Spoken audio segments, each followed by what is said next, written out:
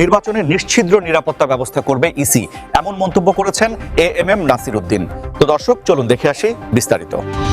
প্রধান নির্বাচন commissioner CEC AMM Nasir Uddin বলেছেন, ত্রয়োদশ জাতীয় সংসদ নির্বাচনে নিশ্ছিদ্র নিরাপত্তা ব্যবস্থা করবে নির্বাচন কমিশন ইসি, যাতে সবাই শান্তিপূর্ণভাবে ভোট কেন্দ্রে গিয়ে ভোট দিয়ে ফিরে যেতে পারেন।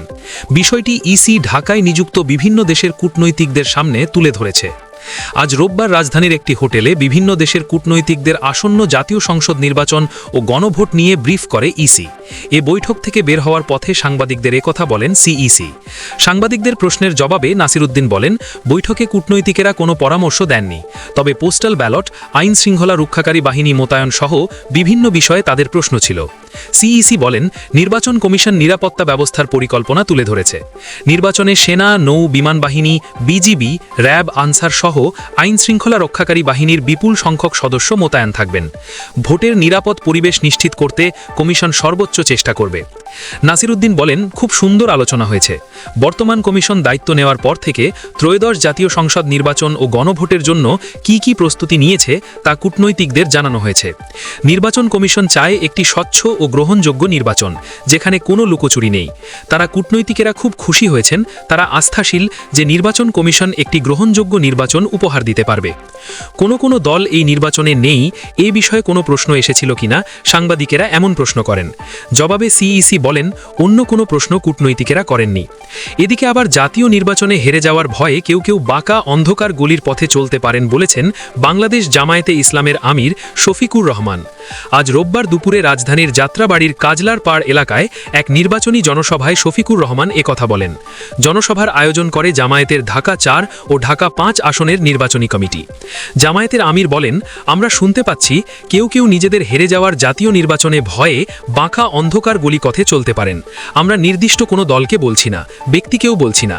আমরা আশা করব জুলাইয়ের চেতনাকে উপলব্ধি করে এগুলো থেকে সরে আসবেন। যদি না আসেন, মনে রাখবেন জুলাই যোদ্ধারা ঘুমিয়ে যায়নি। তাদের প্রথম কাজ কি করেছে, দ্বিতীয় কাজের জন্য তারা এখন প্রস্তুত। জুলাই গণ অভ্যুত্থানে অংশ নেওয়া তরুণ ভোটারদের ভোটকে বাধাগ্রস্ত করতে চাইলে আগুন জ্বলবে বলে জনসভায় উল্লেখ করেন জামায়াত আমির। তিনি বলেন, তাদের ভোটে কেউ হাত দেবেন না, হাত দিলে আগুন জ্বলবে। ওই স্লোগান শেষ। সন্ত্রাসীরা বলতো, আমার ভোট আমি দেব, তোমারটাও আমি দেব। ওই দিন এখন শেষ। আপনারটা আপনি দেন, আমারটা আমি দেব। এবার তাই হবে ইনশাল্লাহ। বাংলাদেশে আর ফ্যাসিবাদী শাসন কায়েম দেখতে চান না উল্লেখ করে শফিকুর রহমান বলেন, দেশের জনগণের অর্থে কেনা অস্ত্র থেকে জনগণের ওপরই গুলি ছোড়া হবে। জামায়াত এটি দেখতে চায় না। ফ্যাসিবাদের সব জট কেটে দিতে হলে আগামী 12 ফেব্রুয়ারি গণভোটে হ্যাঁ বলতে হবে। হ্যাঁ মানে আজাদি, না মানে গোলামি। জামায়াতের আমির বলেন, দেশে এখন নতুন একটি পেশা খুব ভালো চলছে, সেটি হলো চাঁদাবাজি।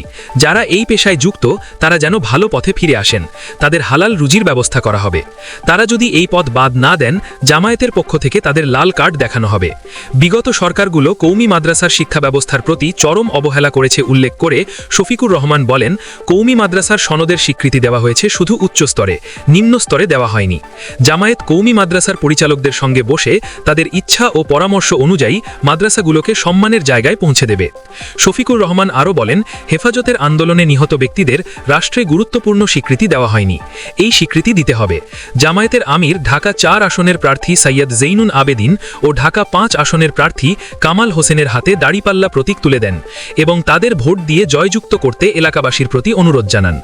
ঠাকুরগাঁও শহরের কালীবাড়ি বাজার থেকে 100 গজ পার হলেই বিএনপির মহাসচিব মির্জা ফখরুল ইসলাম আলমগীরের পৈতৃক বাড়ি। ঠাকুরগাঁও 1 সদর আসন থেকে এবার বিএনপির প্রার্থী হয়ে তিনি সংসদ নির্বাচন করছেন। একসময় শিক্ষকতার কারণে এলাকার ছোট বড় সবার স্যার তিনি। এ কারণে জয়ের বিষয়ে অনেকটা নির্ভর হলেও প্রচারণায় কোনো ঘাটতি রাখছেন না মির্জা ফখরুল। সকাল থেকে রাত পর্যন্ত গণসংযোগে ব্যস্ত সময় পার করছেন বিএনপির এই নেতা। ছুটে চলছেন এক গ্রাম থেকে অন্য গ্রামে।